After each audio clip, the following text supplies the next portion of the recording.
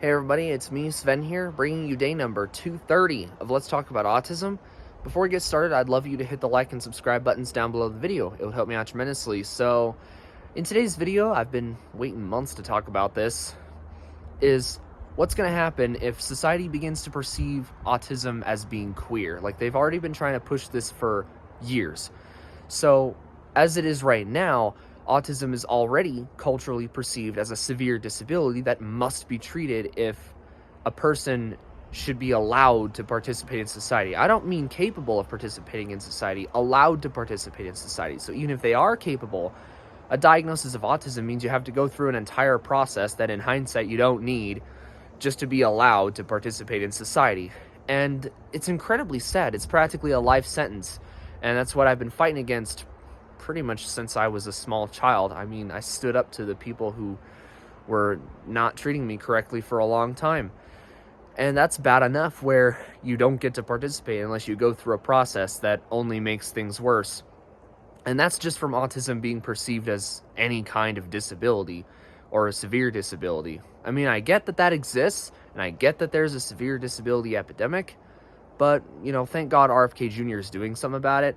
I'm not one of those people with a severe disability, even if my diagnosis of autism might make people believe otherwise, unless they know me personally.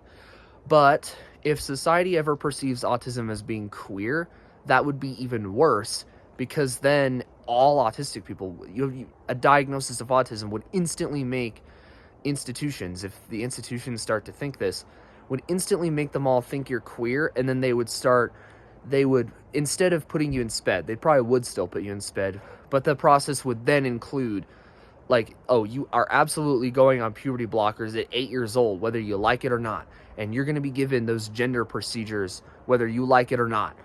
Like, you would always be perceived as being the sex opposite of what you were born as, or nothing at all, or something other than straight. They would assume you to never be a straight person, ever.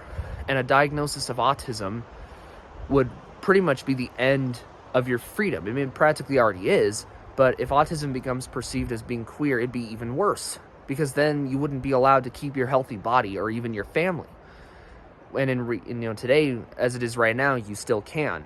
But in some dystopian world where you can't do that, like, autistic people would then be taken to places that are already hurtful, like the foster care system. I mean, this already happens in practice, but it'd be made worse if autism is perceived as queer. Any child diagnosed with it would be assumed to be trans, pretty much. And this is what I've been talking about for almost 2 years now. And this will happen if too many autistic people believe themselves to be queer. In fact, neurodivergence, considering the recency of the term, Maya Poe told me the other day that it comes from queer theory, this Marxist queer theory, which makes me not want to use the term. The only reason I use it is because I don't have any other umbrella terms to use to describe autism, ADHD, OCD, and so on, these sort of conditions where you have a lot of strengths despite the weaknesses. And I might do that. I might make a video about that down the road. But if autism becomes perceived as being queer, I mean, they do the same with the others too, for sure.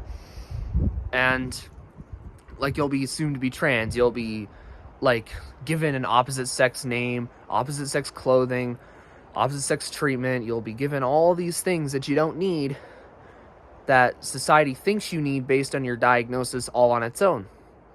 And again, they already do this with special needs. They will do it with trans if autism becomes perceived as being just queer. It doesn't even have to be trans, it could just be queer.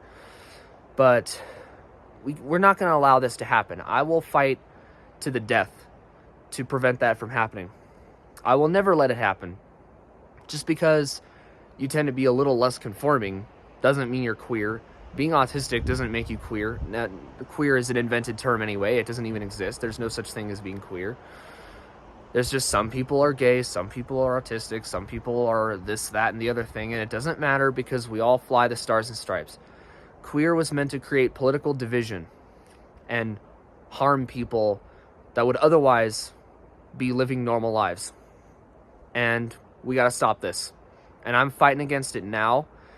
And I highly encourage the rest of you guys to come together, and so that we can fight this together and actually make a difference. because that's what we need. We have to come together to prevent this from happening. Because if you think that just your puberty is a sensory nightmare, just wait until you think you're trans and go through the procedures. That's even worse.